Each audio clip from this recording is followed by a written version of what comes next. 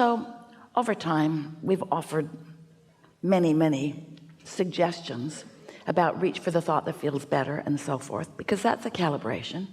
We've encouraged you to do focus wheels. That's a calibration. We've encouraged you, when you feel good, to get on a rampage of appreciation so that you really calibrate to what feels good. Everything that we've ever offered to you has been about you calibrating to who you really are. And of course, before you can calibrate to that note, to that vibration, you've got to first know that it exists. Do you? Do you know that you came forth from source, and that source part of you is still there, offering a signal to which you can calibrate? Because if you can accept that, then everything else is easy for you. But if you haven't accepted that, then you are most likely, like most humans, calibrating to the loudest vibration in the room. That's what mobs are. Calibrating to the loudest vibration in the room. And sometimes you get confused, because if you haven't beforehand taken the time to calibrate to your highest frequency, then the loudest note in the room will call you to it. And that's all right, because as you get called to it, you have a feeling sensation. And this is what we really want you to know. You may accept it just because we say it. You may accept it because you knew it before we said it. You may accept it because nothing else makes sense to you. You may accept this. We want you to come to accept this. You are source energy, and a part of you is here in this physical body. And the strongest calibration, the strongest signal that you are, is one of pure love, one of knowing well-being, one of loving self, and one of loving others. But that love word is so overused and so misunderstood that it's maybe not even the best word to use. The God word doesn't work either, because so many of you think so many things about those things. So we don't want you to calibrate to a word. We want you to calibrate to a feeling. And we want you to do your best to decide that feeling good is a good thing. That feeling good is a good thing. So what we're talking about incessantly is identifying a vibration, a desired one, and then isolating it by focusing on it and not other stuff. And in doing so, eventually calibrating to that frequency. And now what's happened is you are one with you. Now, what's the benefit of being one with you, with who you really are? You've been around a long time. You've been calibrating longer than there are human words to describe or human concepts to comprehend. You're old.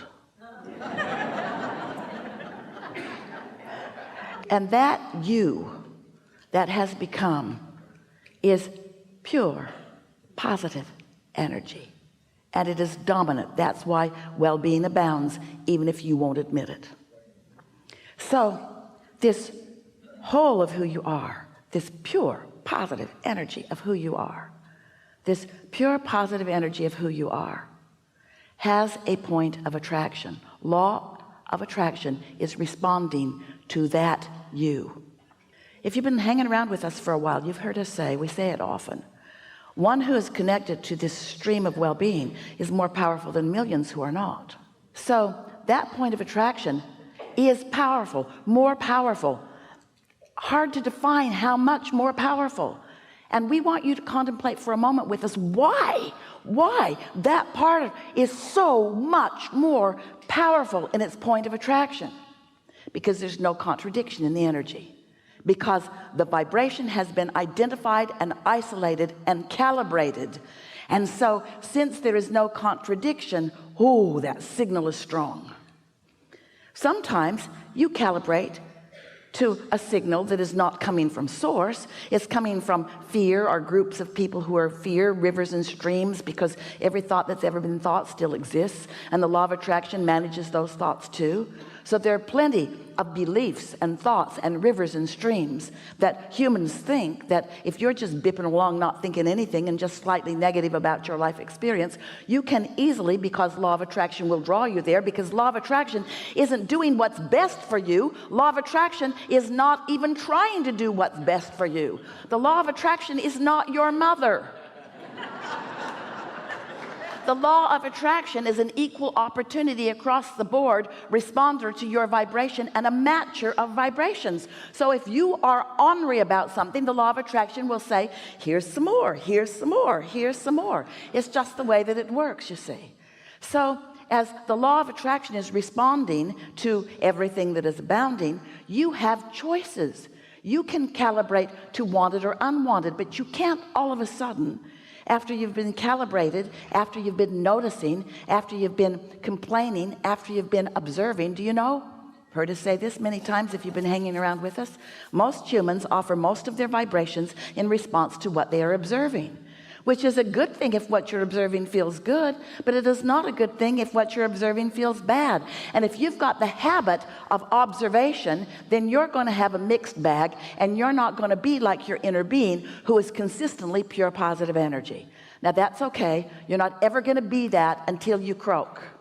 You're not ever going to be that until there is nothing in the physical realm that has your attention. And you came to the physical realm intending to give your attention to things in the physical realm, because calibrating to unwanted gives birth to what is wanted, and that's the evolution of all species. It's the expansion of the universe. It's a good thing, not a bad thing.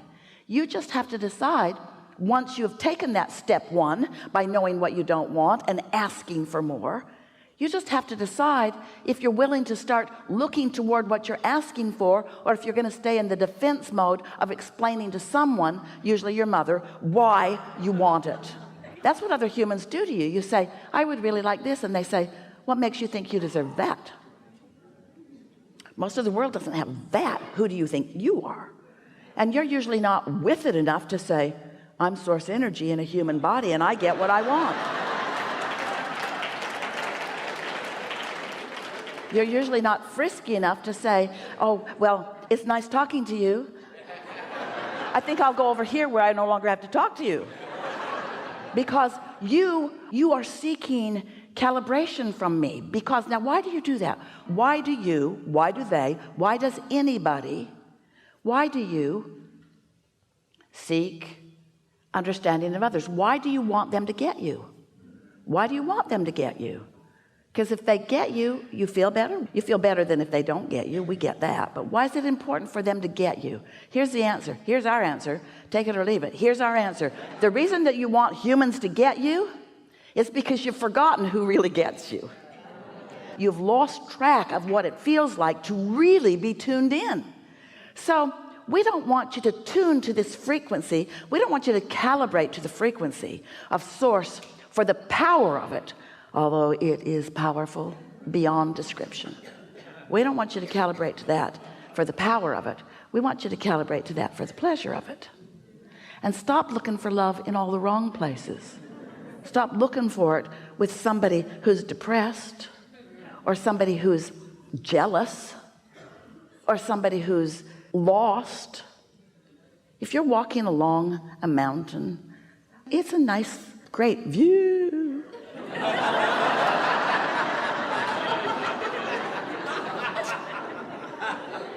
And you're not feeling all that stable, and there are a couple of people with you. One, clumsy and dumb. Chances are that person's going to walk right off the cliff and not even know it. And then there's somebody else, sure-footed and stable, paying attention. Which one would you be glad was walking close to you? And we're just saying, your inner being, your source, is not just walking close to you, is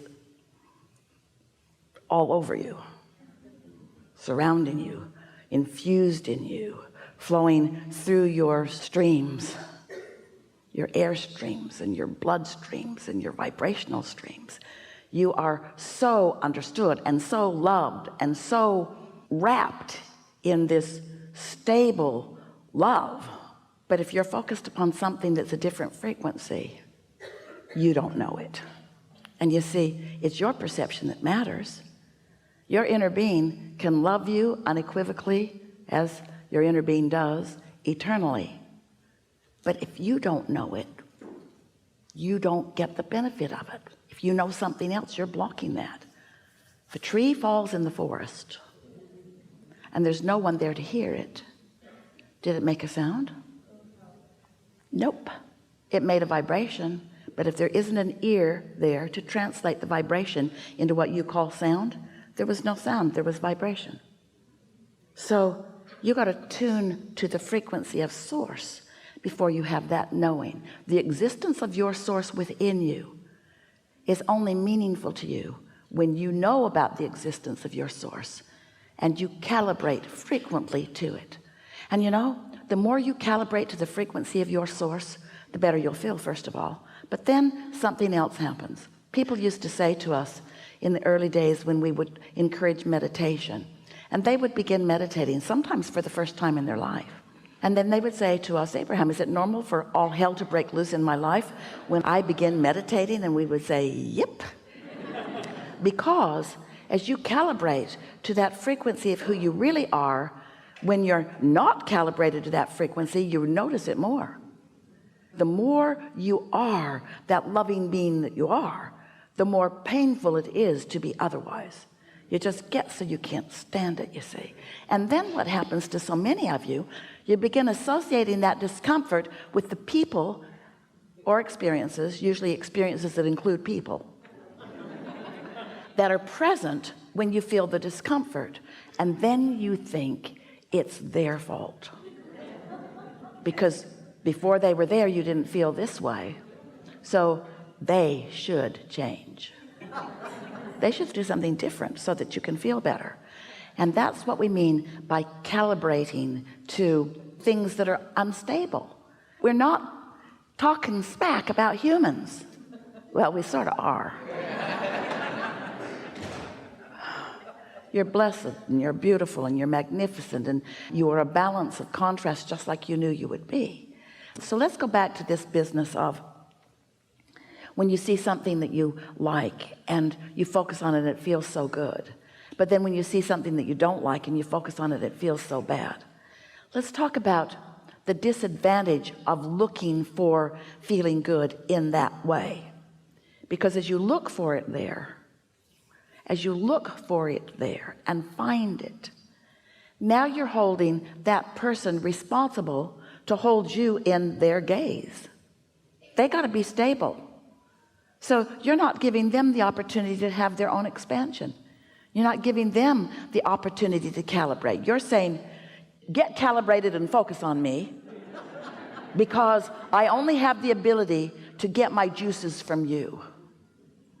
And it's not long before you resent them for a number of reasons. First of all, they don't have the ability to only focus on you. And then you feel like something that has been tethered that isn't. And next of all, they can never provide the satisfaction that you will feel when you hook into who you really are. So love them, but don't need them.